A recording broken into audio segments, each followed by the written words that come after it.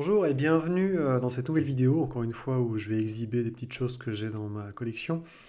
Aujourd'hui, je vais parler du dernier supplément pour la V2, sorti uniquement en langue anglaise chez Green Rollin, qui étaient des gens très très bien, qui ont fait notamment, qui ont beaucoup aidé sur Warhammer 2, qui ont fait Warhammer 2 d'ailleurs, je dis pas de bêtises, avec Black Industry, et qui sont des mecs très très talentueux, enfin moi que j'aime beaucoup, ils avaient fait Blue Rose, ils avaient adopté la Compagnie Noire, et plein de choses, ils avaient fait le système, ouais, le système Blue Rose un petit peu, qui était une modification de donjon qui était vachement cool. Et donc aujourd'hui on va parler de Shadow of Empire, qui est pas très gros comme vous voyez, hein, c'est pas un très très gros supplément, qui est une sorte de, je veux dire, de compagnon thématique, qui, donc comme son nom l'indique, donc les Shades of the Empire, c'est voilà, c'est les ombres de l'Empire, c'est les mais dans le sens ombre portée. En gros, c'est 8 organisations du Vieux Monde et qu'on va découvrir un petit peu ensemble. Donc c'est un bouquin qui, dommage, n'est jamais sorti en VF. Alors vous allez voir, c'est un peu compliqué pour moi de tourner les pages et j'aurais été parce que c'est une couverture en fait un peu plissée. Donc enfin c'est une couverture souple, donc c'est pas terrible. J'aurais peut-être dû y réfléchir avant de me dire que j'allais faire un podcast avec tous les bouts suppléments de vampires qui sont tous en couverture souple. Donc on commence avec une petite introduction, simplement, c'est juste pour vous donner des billes.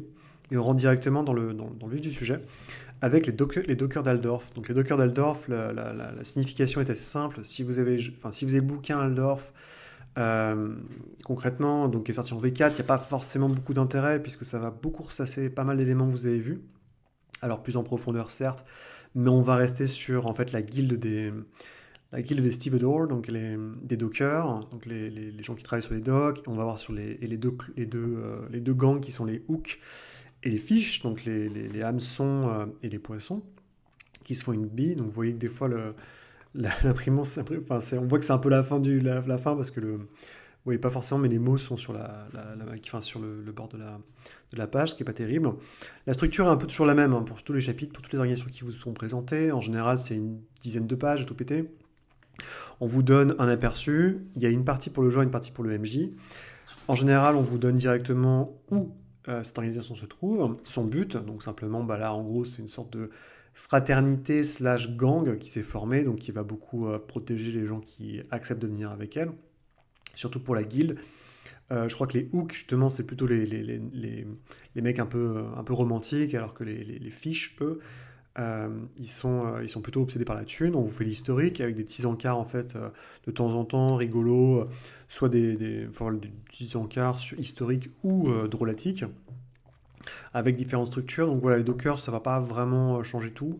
On vous donne la structure puisque c'est des organisations, donc elles sont toutes structurées de manière différente. Ces objectifs, ces symboles, et comment vous pouvez y adhérer. Donc comment est-ce qu'on en devient membre, les avantages d'être membre et comment on est recruté. Je comprends pas trop vers cette illustration-là parce que c'est pas forcément.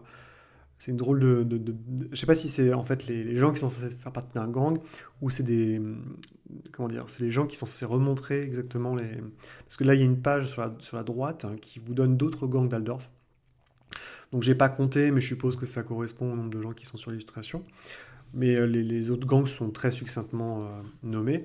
Généralement, on vous dit aussi vos responsabilités une fois que vous faites partie de l'organisation. Et ensuite, il y a une partie qui est réservée aux maîtres du jeu, où là, on va rentrer soit dans les secrets, là, ils n'en ont pas, les secrets de l'organisation, leurs alliés, leurs ennemis, et des PNJ que vous pouvez utiliser pour rentrer en fait directement dans cette organisation. Donc là, vous allez avoir par exemple le chef de la guilde des Stivodor, vous allez avoir un membre des Hooks, un membre des Fish. Les alliés, les ennemis évidemment, donc avec la mafia, c'est grosso modo, ils ont d'autres mafias avec qui ils sont alliés, ils sont détestés forcément par les forces et les autorités. Et on vous donne aussi un petit lieu, c'est pas mal, très succinct, bon, il y en a qui sont plus importants après, qui sont en fait des moyens d'avoir, si vous avez besoin d'un environnement type pour faire jouer l'organisation en question, et bah vous avez ça c'est cool, c'est très V2, il y a toujours un petit plan aussi qui vous est donné, donc là c'est un bateau qui est rafistolé pour faire la contrebande, mais qui a aussi un bar. On vous donne éventuellement d'autres lieux intéressants qui sont en lien avec l'organisation, donc là les dockers d'Aldorf, comment les utiliser, et de petits crochets, enfin de petites pistes si vous voulez faire un scénario avec eux.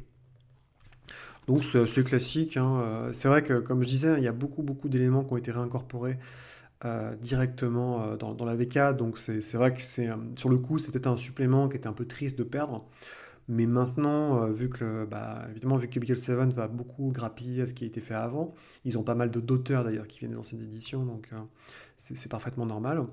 Les frères d'Heinrich, alors c'est un peu particulier, c'est vraiment très très très très très spécifique.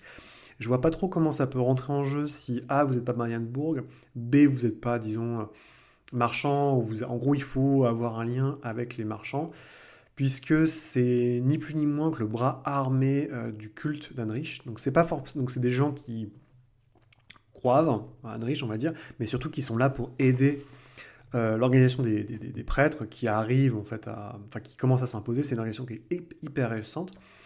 Et c'est des espèces de gros malabars, mais qui doivent être aussi assez subtils pour ne pas se faire remarquer. Ce qui est une grosse différence avec pas mal des brutasses qui peuvent être embauchés par des nobles, par des malandrins, et la pègre et que sais-je. Et l'idée justement, c'est que bon, ils sont essentiellement là pour aider le culte d'Andrich à se propager et faire en sorte que tout se passe bien. Donc c'est vraiment le côté peu reluisant, disons, du culte du dieu des marchands. Et donc pourquoi pas, après c'est encore une fois très très spécifique, on peut les rentrer. À mon avis, ils sont quasiment plus intéressants à faire jouer, et c'est suggéré, en opposition au culte de Ranald, qui justement voit ça d'un très mauvais œil, puisque c'est pas juste des brigands, quoi, c'est vraiment c'est des mecs qui sont une sorte du bras armé du culte, qui sont des membres essentiellement laïcs, mais qui ont des coups assez pourris, enfin tous les coups sont permis. Et dans les secrets d'ailleurs, on vous donne tout de suite l'idée que toutes les personnes qui font partie de cette organisation sont expandable, donc ils peuvent être remplacés et comment en fait le culte d'Heinrich accompagne la montée de la middle class, ou de la classe moyenne, qui est un des thèmes assez importants en fait dans Warhammer et dans l'Empire en général. Les alliés, forcément, ils sont liés avec le culte d'Heinrich, et les ennemis, c'est essentiellement le culte de Ranald et les autres cultes qui voient ça d'un mauvais œil. Donc c'est voilà, si vous avez des personnages qui sont, disons, assez ambitieux, ça peut être toujours intéressant. Il y a, comme je dis, à chaque fois, ils vous mentent pas, hein, il y a quand même 3-4 PNJ à chaque fois qui vous est donné, donc les membres du culte, les mecs un peu plus intelligents, et un beau petit endroit qui vous est donné, donc les apports de Jacob, qui permettent aux frères d'Heinrich d'officier en toute tranquillité. On enchaîne avec les Dreamwalkers, qui est peut-être un truc un peu plus original, qui sont, comment dire, donc les Dreamwalkers, comme vous l'avez deviné, donc les marches-songes, sont des gens qui pensent avoir des visions de mort et qui sont clairement dans l'envie de tuer tous les morts vivants. Même s'ils tueront, comme ils le disent, un zombie à la fois, ils le feront, et la grande différence avec les autres, c'est qu'ils ont des rêves et des visions qui, ils pensent, leur sont donnés par mort, et donc ils se regroupent, en fait ils se retrouvent en ayant des rêves communs, et ils vont affronter les morts vivants, ou qu'ils se trouvent dans l'Empire. Sauf que ce qui est assez rigolo, c'est qu'ils ne sont, comme il est décrit, ils ne sont en aucun cas sanctifiés par le culte de mort, qui tire un peu, qui les tolère, disons, mais qui tire un peu la gueule quand ils voient des zélotes, qui leur disent que par leurs rêves, ils vont affronter les morts vivants, et que ces rêves sont directement envoyés de leur dieu. Donc c'est un peu compliqué. Il y a, donc ils sont sujets, vu que certains sont très bien équipés, donc il y a certains magiciens de l'ordre d'Amésis notamment, mais la plupart du temps c'est très amateur, et donc ils ont tendance à se faire démonter par les morts-vivants, ou être corrompus, il arrive plein de saloperies, et les chevaliers de l'ordre du corbeau, justement, ont une relation très très tendue avec eux, ce qui peut les amener en fait à se foutre sur la gueule joyeusement, ce qui évidemment est dans le sens de personne, et qui est une pure bêtise, comme nous le dit, en fait la personne qui a écrit ce chapitre. Donc c'est assez chouette là, c'est très original, c'est un truc que je pense qu'on n'a pas trop retrouvé justement dans la quatrième édition, qui a tendance un petit peu, ça c'est mon avis, à pêcher justement sur tout ce qui est religieux, où c'est un peu tatillon, enfin pas dans le sens la religion est tatillonne, mais j'ai le sentiment qu'il y a beaucoup de reprises, des petits morceaux de chapitres qui sont balancés à droite à gauche. Il n'y a que Ranal qui a vraiment, à mon avis, un gros bouquin, voilà, un gros travail dessus. Mais ce qui est intéressant, c'est vrai, bon, et Sigmar évidemment, mais ce que je trouve très chouette en fait dans la V2, c'est qu'il y a toujours le côté, on aborde la religion par ses friches, enfin par ses franges, pardon, avec les gens qui sont croyants mais qui sont pas reconnus par les cultes, les zélotes, les hérétiques, et ça c'est plutôt sympa, et la V2 a fait un gros gros travail là-dessus, comme le prouvent les Dreamwalkers, justement, qui sont une de ces émanations de gens très bien intentionnés, mais qui sont mal vus par des gens, disons, plus orthodoxes du culte, en tout cas de mort. On arrive en plein, donc je parlais des classes moyennes, on arrive en plein dans l'idée du changement social et quelque chose qui est toujours un peu utilisé, donc c'est une classe un peu enfin c'est une carrière très classique, et c'est de l'agitateur qu'on a dans Warhammer depuis la nuit des temps, mais qui n'a pas forcément en fait d'organisation pour la baquer derrière. Et ça vous le propose. Donc en fait, c'est une organisation qui vise à simplement l'arrêt de l'Empire, la destitution de l'empereur et la mise en place en fait d'une sorte de système, je vais pas dire démocratique, mais au moins que le peuple ait des représentants, aussi une démocratie un peu soft, assez semblable, avec beaucoup de réformes à lancer justement pour mettre fin à la noblesse, mettre fin en fait à un culte de Sigmar corrompu. Alors ils sont plutôt pro-Sigmar, mais ils voient pas, en fait ils ont l'impression que bah, la religion est complètement corrompue et n'est qu'au service des nobles. Et donc ça c'est géré prince, par un prince, je crois, kislévite destitué, qui s'est planqué dans l'Empire et qui a été un peu choqué de voir que les nobles avaient tout pouvoir. Donc en fait il a créé une imprimerie, il publie un magazine, enfin un journal qui propage en fait ses idées avec des caricatures extrêmement violentes, mais sous ce magazine, enfin sous cette presse, il y a toute une sorte d'opération qui est la révolution, la glorieuse révolution pour le peuple, qui essaie de pousser en fait pour bah, la fin de l'empire en tant que tel.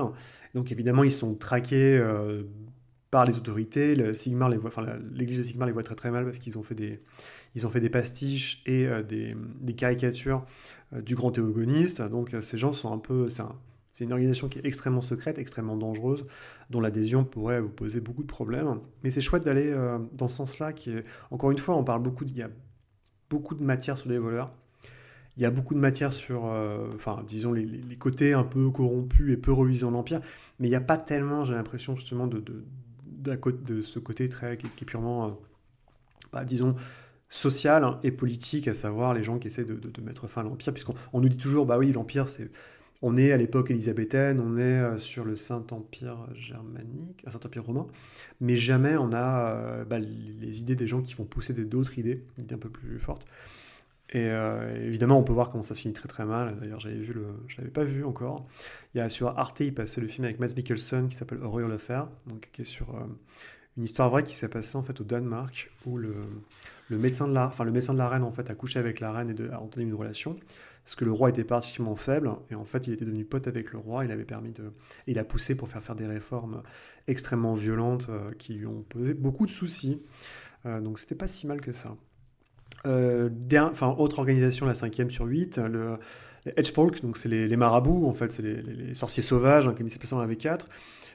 Un boulot qui a été très, très, très étonnamment très ressassé en V2, donc dans Realm of Sorcery notamment, et en V4, donc il y a tout un pan qui est abordé dans le Archive de l'Empire, volume 3, si je dis pas de bêtises, avec encore une fois, donc c'est un best-of, et c'est très V2, parce que là on a, il me semble, alors je suis pas sûr, mais il me semble que dans Ring of Sorcery on en parlait beaucoup, puisque là c'est une organisation, mais c'est une organisation qui est très particulière, puisqu'en fait ils ont pas de, il n'y a pas de piliers complètement centralisés, c'est essentiellement des racontards, des rumeurs et des sortes de petites enclaves qui se sont mis partout autour de l'Empire, aux quatre coins, surtout dans les endroits les plus paumés, avec une transmission du savoir qui se fait tout naturellement. Je crois que bon, il y a quelques carrières dans le bouquin, mais c'est là où il y a un gros boulot justement sur les carrières, sur les sorts. Voilà, il y a beaucoup, beaucoup de choses, donc je pense que c'est quelque chose, c'est probablement un thème qui est extrêmement cher, je pense, aux gens qui font le jeu de rôle Warhammer, parce que ça a été beaucoup, beaucoup, beaucoup traité.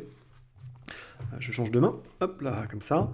Des pages de sorts, et c'est toujours un petit peu pareil, hein, c'est de la magie sympathique qui essaye vraiment de se distancier des sorcières, enfin, dans le sens witch, avec des sympathies pour les hags, donc qui sont les guenaudes, enfin je sais pas comment ils appellent ça en français, mais qui sont en fait les sorcières dans le sens marabouteuses qui vivent à Kislev. Évidemment, tous leurs ennemis, les sorcières, les cultes du chaos et les chasseurs de sorcières, ça va de soi. Donc non, partie assez intéressante, même si on retrace beaucoup d'éléments déjà faits. Truc assez cool, il y a aussi l'idée des... Alors ça, j'ai pas trop compris, parce que dans ma tête, on parle du Grey Order, donc qui est l'ordre gris. Mais pour moi, les mages gris, si je dis pas de bêtises, c'était vraiment les... Comment dire c'était plutôt, en fait, les gens qui pourchassaient les espèces de police secrète des magiciens. Des magiciens donc établis des collèges de magie. Mais encore une fois, je suis pas un méga expert non plus de Warhammer, donc je peux dire un peu des bêtises. Mais en l'occurrence, il semble qu'ils soient plutôt positifs, hein, et ils travaillent en fait sur... Enfin, ils ont l'air plutôt positifs par rapport à tout ça. Donc je suis un peu étonné parce que moi j'aurais plutôt... Enfin ouais, c'est un peu bizarre, quoi. J'ai l'impression qu'ils ont à la fois l'idée de dire, bon bah en fait ils ramènent les hedge folks, donc les gens qui font les marabouteurs dans le droit chemin en les ramenant si possible, mais il y a aussi une certaine tolérance qui est donnée, parce qu'en fait, je pense que la finalité est la suivante, c'est-à-dire que le peuple est très attaché aux marabouteurs, aux sorciers sauvages, et que finalement, vu qu'ils ont une perception de la magie qui est très simple et qui n'est pas trop violente par rapport aux sorcières qui canalisent un peu tous les vents de magie un peu au hasard, il y a peut-être l'occasion de les laisser pisser et de les laisser tranquilles, parce que ça pose plus de problèmes qu'autre chose. Après, ils sont quand même plus subtils et plus intelligents, on va dire, que les chasseurs de sorcières pour faire la différence entre eux, des gens qui utiliseraient de la magie à des intentions néfastes avec simplement les marabouteurs du village. Voilà, on a une petite cabane aussi de sorciers sauvages, si le cœur vous en dit. On arrive sur enfin, alors ça, c'est encore beaucoup de ressasse. Enfin, c'est facile maintenant, évidemment, en 2025 de dire que c'est du ressassement, mais à l'époque c'était quand même assez original. Il y a tout un chapitre sur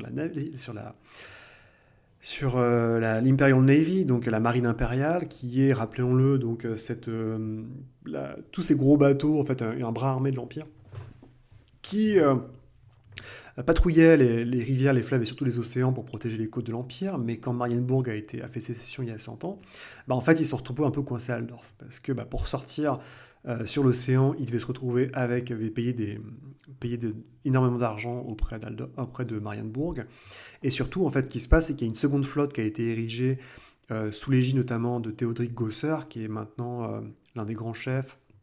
Dans celui-là, je sais plus, c'est un baron, un comte électeur. Donc, si vous lisez, je vous encourage à lire le supplément sur Thousand Moon qui vous en dira plus sur le canon de la V4. Mais en tout cas, donc la marine impériale a un peu des soucis parce que ça devient une sorte d'hydre avec plusieurs têtes. Il n'y a pas une flotte, il y en a deux. Il n'y a pas un amiral, en fait, il y en a quatre. Donc, et tout le monde veut un peu sa part du gâteau. Mais c'est toujours assez cool et intéressant, très spécifique évidemment. Et je pense que pour ça, c'est une bonne chose que dans la V4, ils aient poussé pour un intéressement, enfin comment dire, un focus sur le nord, sur le Nordland, toute cette partie de la côte des épées, enfin la côte des épées, non, pardon, de la mer des Griffes, parce que ça permet de remettre un peu au cœur toutes ces carrières un peu usitées, un peu oubliées, qui font très cliché, puisque généralement, quand on joue à Warhammer, on n'est pas tellement sur l'eau, on est le long des rivières, certes, du Rack notamment, mais on passe un peu plutôt son temps en forêt. Et voilà, donc c'est les Imperial Sealers dont je parlais, les maîtres de la marine impériale. Et on a une petite frégate qui n'est pas une frégate, comme je dis, pan sur le bec, mais un organisme qui semble être l'endroit où se réunissent les gens de la marine. Les chevaliers de Magrita. Alors ça, c'est très très très particulier. C'est une sorte d'ordre des Templiers, mais pour axe, qui roule pour leur tête. Je m'explique. En gros, c'est à la base un ordre qui a été érigé, donc je suppose qui a été mis en place pour contrer quand l'Arabie a envahi les Stali. Il y a une espèce de grande campagne de Reconquista, comme dans notre monde, de manière parodique, pour en fait les chasser et réunir les Staliens. Sauf que, donc en fait, on a formé des ordres de chevaliers pour faire ça, et cette croisade qui était partie comme ça, c'était ces chevaliers de Magrita. Et après l'arrêt de cette croisade, concrètement, les chevaliers sont restés, se sont constitués, pas tellement en une sorte de... Alors c'est une société secrète, mais de gens qui poursuivent le même but, à savoir reconquérir complètement les Stali, et surtout prendre le contrôle directement par une croisade de l'Arabie. Ce qui est complètement fou et insensé. Mais ce qui est marrant, c'est qu'en fait, quand on y regarde de plus près, le grand secret, si vous voulez, c'est que justement, ils veulent pas que ça soit... Enfin, ils veulent pas lancer cette croisade, parce que ce qu'ils font, c'est que ça fait des dizaines d'années qu'ils accumulent de l'argent, du pouvoir, et un contrôle sur les académies, qui est assez fort, c'est-à-dire qu'en fait, les académies... en fait, ils propagent leur cité secrète à travers les différentes académies académies militaires qui sont mises en place, et ils poussent pour que les académies militaires soient spécifiquement mises à nul dans le sud, mais pas tellement dans le nord. Et donc c'est pour ça qu'ils commencent à faire pousser des académies donc dans le duché de Carcassonne, à Lucchini, donc on va avoir en Tillé, on va avoir en Estalie, on va avoir dans le sud de l'Empire. Et à chaque fois, ils placent un peu leurs pions et leurs agents où ils veulent pour justement encore prendre plus d'influence gagner plus d'argent. Mais la finalité, elle n'est plus vraiment là. C'est-à-dire que là où c'était parti d'une espèce de croisade pour reconquérir l'Arabie, bah maintenant, ça arrange tout le monde que la croisade ne soit jamais lancée, et ils poussent un peu leurs intérêts. Alors, évidemment, ils se foutent, donc ils sont très copains avec les Myrmidiens, qui ont des grosses bases avancées en Estalie et en Antillais.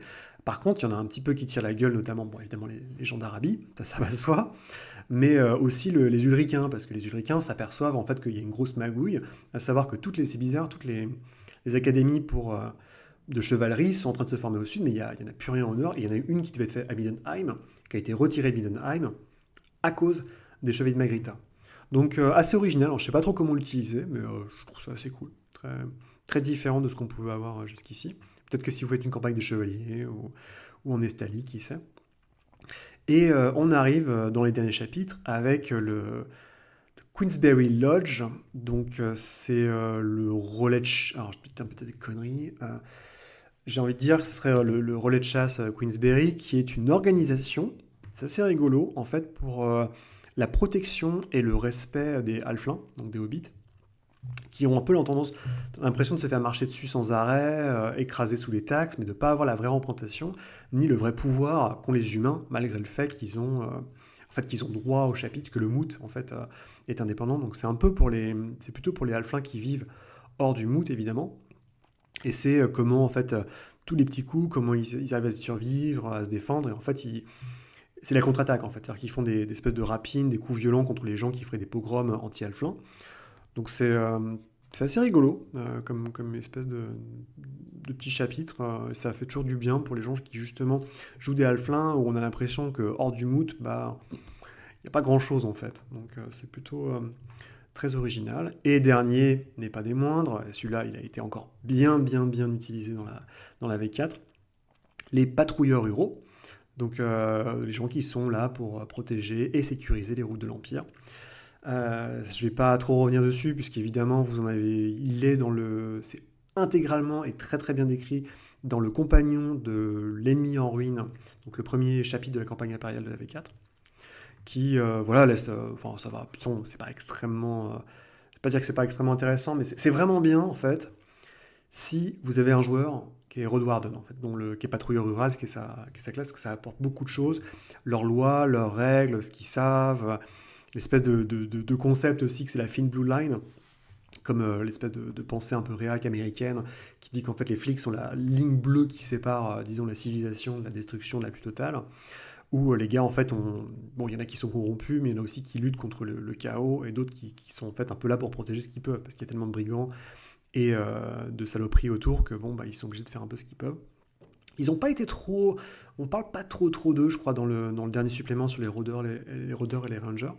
Mais ça vaut le coup. C'est quand même un gros morceau de l'Empire. Et surtout, si vous faites des campagnes où on se balade beaucoup, vous serez tôt à tôt... Enfin, forcément, vous tomberez nez à nez durant les voyages avec des gens qui représentent cette bienveillante et indispensable organisation de l'Empire.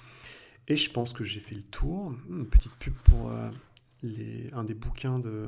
Ah oui, parce que c'était la grande époque de Warhammer Online, qui était un super MMORPG, qui est un peu disparu dans les méandres, et c'est bien triste, qui a été fait par les gens d'Arcade of Camelot. C'était pas mal.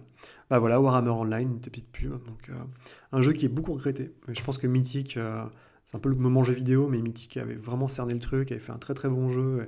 Et Dark Age of Camelot est absolument démentiel. Et je suis un peu triste, en fait, qu'on soit parti vers World of Warcraft. Enfin, que World of Warcraft a devenu le paradigme plutôt basé sur EverQuest, de qu'est-ce qu'un MMORPG, alors que Mythic, Dark Age of Camelot et puis Warhammer Age of Reckoning avaient des super idées. Bref, voilà, donc c'est un peu tout pour moi. Donc voilà un petit bouquin sympathique, mais je pense qu'il n'y a pas trop à avoir de chagrin, à part si comment vous faites la collectionnite, parce que la majorité des éléments que vous avez dans ce bouquin ont été reprises d'une manière ou d'une autre dans les différents suppléments. Donc je suis sûr que ceux qui n'ont pas été utilisés, je vous parie que les marche-rêves, là, les Dreamwalkers, ils seront dans le prochain... Enfin, s'ils font un supplément, ils décrivent le culte de mort, il y aura peut-être un gros paragraphe sur les Dreamwalkers comme étant une sorte d'organisation sympathique, mais un peu distante de nos amis mauriens. Donc c'est tout pour aujourd'hui, j'espère que ça vous a plu. Je vous dis comme d'hab, à très bientôt. Salut!